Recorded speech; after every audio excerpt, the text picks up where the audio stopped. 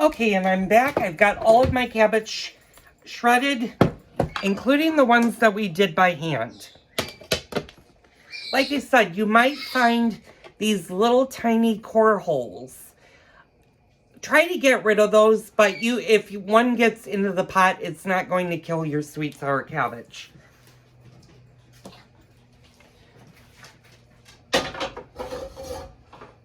Now, usually what I do is I wait for my water to boil. You don't have to necessarily do that. You can actually boil the cabbage. I'm going to move you guys to this side, which you guys are not really going to be able to see this, but we're going to try. Actually, I'm going to move my food processor. And the food processor is a great gadget to have in the house when you're shredding something, you're chopping something, or you're mixing something.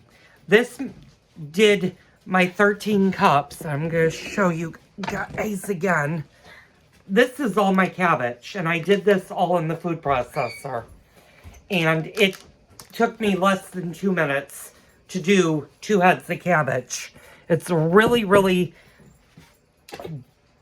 wonderful gadget to have in your kitchen. It can be, food processors can be very intimidating for people that are not familiar with them. And you can get injured on some of the old-fashioned food processors. This is relatively new. This is probably, I've had this particular one probably maybe 12 years now. And the newer food processors have a lot more safety devices to where you're not going to get injured when you use them. You do not, however, need to make sure you are careful with the blades. They do work on a blade system. And we're going to talk more about the food processor because I use it for multiple things other than just chopping. I also make, when I do my pie doughs, I make them in the food processor. And we're going to discuss that later on. So I'm going to consult my sweet sour cabbage recipe. I've got 1 onion chopped. I forgot to salt the water. I'm just going to put regular salt into the water. And you don't want to go crazy. A good tablespoon. The more cabbage you have, the more salt you're going to need. So if you're using more than 1 head of cabbage, or it's a very large cabbage, use 1 tablespoon of salt. If you're using 2 heads of cabbage, use 2 or 1.5 tablespoons of salt. Leave that one out. Okay. What I'm going to do is I'm just going to put all of my cabbage in my water. And like I said, you can either wait for your water to come to a rolling boil, or you can just add it and let it boil.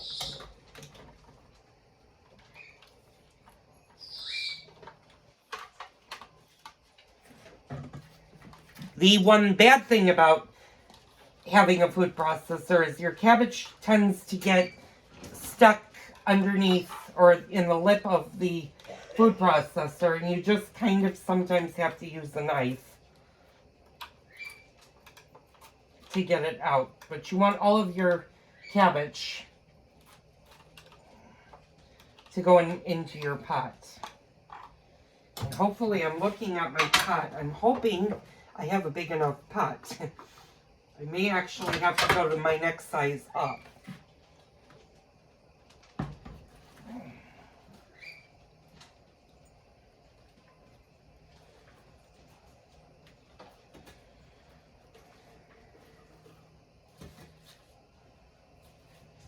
Which, unfortunately, that's exactly what I'm going to have to do, is I'm going to have to go.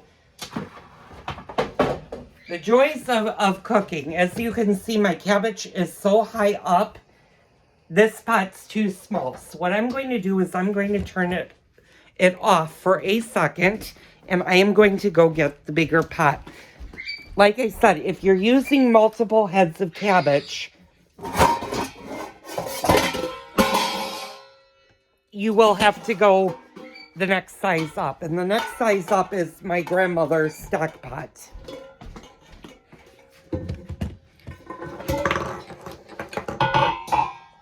So since my water has been somewhat boiling, I'm going to make sure that the water on my faucet is nice and hot so I don't slow down the cooking.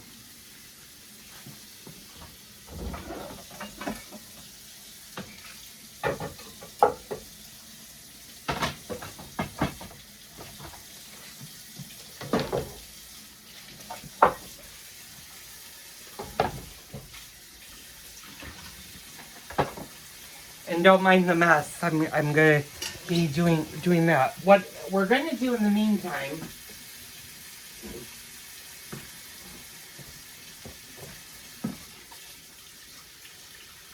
and if chefs ever say they don't make mistakes in the kitchen, they are lying.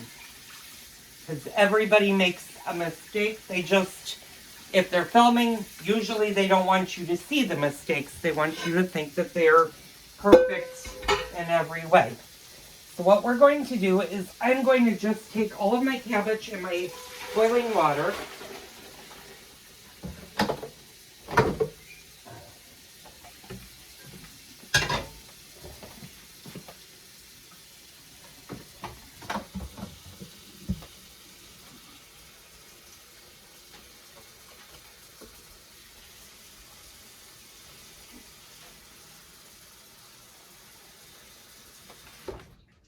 And I am going to come over here. You're also going to want a wooden spoon. Sometimes if you use the bigger pot, it's good to get one regular wooden spoon and one slightly longer spoon.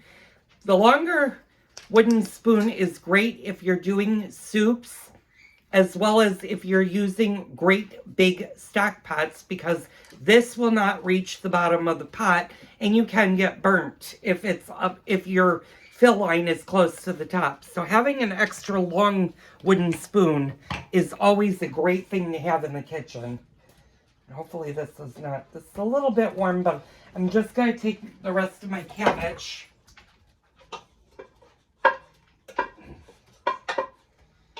And I'm going to condense it into this pot. I'm going to put my spoon over, and I'm going to grab this. And there we go. And I'm going to turn it back on. Okay, now you can see all my cabbage fit in the pot. My water line is almost 3/4 full. It's right to there. That's what you want to do. If this was just too small, this is about a 5-quart pot, and I figured it might be too small. So that was just a mistake that I made. Can happen to anyone. Don't be embarrassed if it actually does happen to you, because it's an easy fix. You can also, if let's say you don't have a big stock pot like this, don't fret. You can use 2 pans if you need to. What is happening right now is you're just allowing the cabbage to boil. Once it reaches the boiling point, it's going to boil for 3 minutes. So what I'm going to do is I'm going to actually clean up my kitchen, and I will be back once my cabbage starts to boil. Okay, I'm back.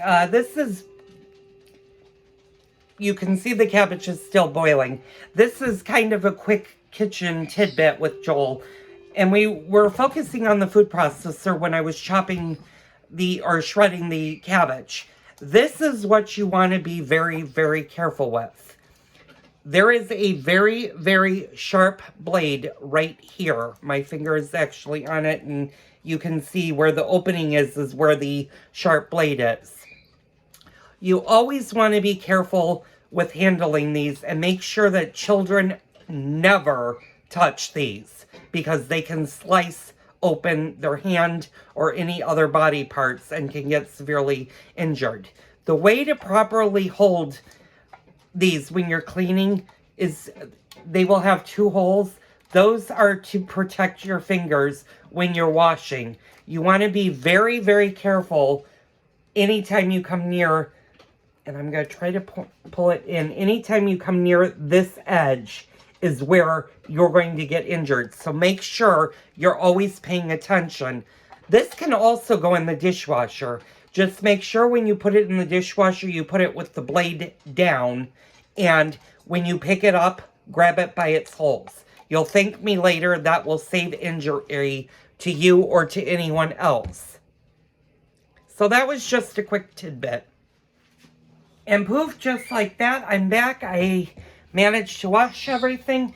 My cabbage hasn't started to boil yet. It's coming up to a light simmer, but it actually has not started to boil. And it needs to boil for 3 minutes.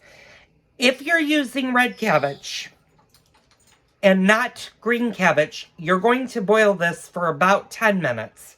Like I said, red cabbage cooks differently and a lot longer than green cabbage does. But for just straight green cabbage, you're going to cook it for 3 minutes. You're going to let it boil, and then it's going to cook for 3 minutes. In the meantime, you're also going to need to have your onion ready. And it's just, you just want a diced onion. You can also dice this in a food processor. My husband was kind enough to do this for me, so I didn't use the food processor because it would have required me dirtying another utensil of the food processor. And I will do a video later on of everything that comes with a food processor and what the different tools are used for, because there are many different components to the food processor. You're also going to, if you have a big stock pot, make sure you have its lid, because you are definitely going to need the lid for a small portion of this video. While your cabbage is boiling, you're also going to want to get a fry pan out. And hopefully, I like using my small all-clad. You're going to definitely want a stainless steel pan. You are not going to want a Teflon non-stick pan. And you will see the reason why when we get to the step. But get your pan to the ready. Because this next portion that I'm going to teach you is going to be kind of a trick portion. I've been making my grandmother's sweet sour cabbage for the better part of 28 years. I started making it when I was a teenager and have made it in all the years that I've been with my husband. There are a couple of times where I have messed up the recipe, but I was blessed that my grandmother wrote or gave it to me and I wrote it down, so I know step by step to do. But I'm going to explain how we do the fry pan part going forward. Okay, my cabbage is just starting to get to the simmer. I'm seeing bubbles, and you want it to come to a rolling boil. And my cabbage kind of did slow down a little bit when I changed pots, and I had to add more hot water to it. So just let it do its thing. I have it on about a medium to a medium-high heat. You don't want to go crazy with your heat, but keep it on a medium-high. So I'm going to stop the video right now. Once this boils and gets towards the finished boil, I'll come back and I'll tell you the next step to do.